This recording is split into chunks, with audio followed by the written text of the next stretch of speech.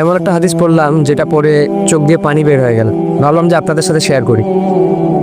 হযরত আবু বকর সিদ্দিক রাদিয়াল্লাহু তাআলা আনহু নামাজে দাঁড়িয়ে তিনি নামাজরত অবস্থায় কাঁদতেছিলেন। নামাজ শেষে একজন সাহাবী জিজ্ঞাসা করলেন, হে আবু বকর, আপনি নামাজের মধ্যে কাঁদতেছিলেন কেন? আমি সংক্ষেপে বলতেছি আপনাদেরকে। তো তিনি বললেন যে আমি নামাজের মধ্যে এমন একটা আয়াত আমার স্মরণ হয়েছে, যেটা স্মরণ হওয়ার পরে আমি কাঁদতেছিলাম। কি আয়াত?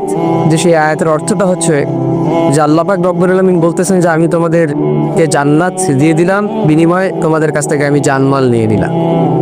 তো সাহাবী বলেন যে হে আবু বকর, এটা তো একটা খুশির সংবাদ যে আল্লাহ পাক আমাদের জানমালের বিনিময়ে আমাদেরকে জান্নাত দিয়েছেন, তো আপনি কাঁদতেছেন কেন?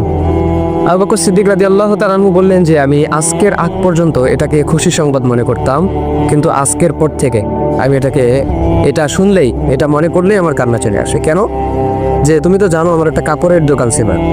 আবু বকর সিদ্দিক রাদিয়াল্লাহু তাআলা আনহু বলতেছেন ওই কাপড়ের দোকানে কয়েকদিন আগে একজন মহিলা কাপড় নিয়ে গেছিল।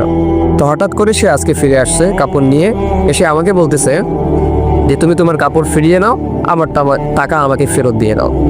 আবু বকর সিদ্দিক রাদিয়াল্লাহু তাআলা আনহু বললেন যে আপনি তো অনেক আগে কাপড় নিয়েছিলেন, এখন ফেরত দেওয়ার কারণ কি?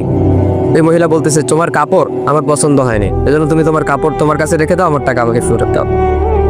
আবু বকর সিদ্দিক রাদিয়াল্লাহু তাআলা আনহু বলতেছেন আমি কাঁদতেছি এটা ভেবে, কিয়ামতের ময়দানে সবাইকে যখন উলঙ্গ করে দাঁড় করানো হবে, সেদিন যদি আল্লাহ পাক রব্বুল আলামিন আমাকে বলে যে আবু বকর তোমার জানমাল আমি তোমাকে দিয়ে দিলাম, বিনিময়ে তুমি আমার জানমালকে আমার কাছে ফিরাই দিয়ে দাও, সেদিন আমি আবু বকরের হালত কি হবে?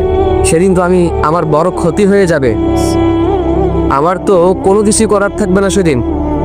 এজন্য প্রিয় ভাই, এই হাদিস থেকে এতটুকু শিক্ষা যে আল্লাহ পাক রব্বুল আলামিন আমাদেরকেও যদি কিয়ামতের দিন বলে যে তোমাদের জানমাল তোমাদেরকে ফিরিয়ে দিলাম, বিনিময়ে আমার জান্নাত আমাকে তোমরা ফিরিয়ে দাও, সেদিন আমাদের কি হালত হবে?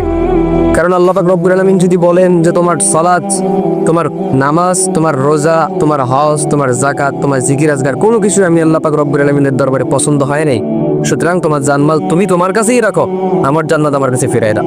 তো আপনি ভাবেন তো, অনুভব করেন তো যে সেদিন আমাদের হালতটা কি হবে? সেদিন আমরা কোথায় যাব? আমাদের পরিস্থিতি, পজিশন সেদিন কোথায় থাকবে? সেদিন তো কেউ কাউকে চিনবে না, সবাই শুধু হাহাকার হয়ে ছুটবে এক একটা নেকির জন্য। তো সেদিন আমাদেরকে যদি আল্লাহ পাক রব্বুল আলামিন এভাবে ধরে ফেলেন, তো সেই আল্লাহ তাআলার কাঠগড়া থেকে বাঁচানোর ক্ষমতা আমাদের ফিরে নেই।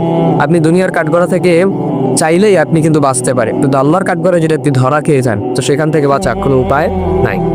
এজন্য কোনো কাজ করলে, কোনো ইবাদত করলে মনোযোগের সাথে করতে হয়। সালাত, রোজা, হজ, যাকাত, জিকির আজগার যেটাই করি না কেন মনোযোগের সহকারে যেন আল্লাহ তাআলা কবুল করেন আমার এই সালাত, আমার এই ইবাদতটা যেন আল্লাহ পাক রব্বুল আলামিন কবুল করে।